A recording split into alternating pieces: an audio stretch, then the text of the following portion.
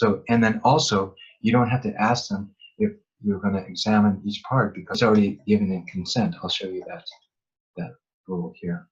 Okay, you should assume that you have consent to do all physical exams on standardized patients.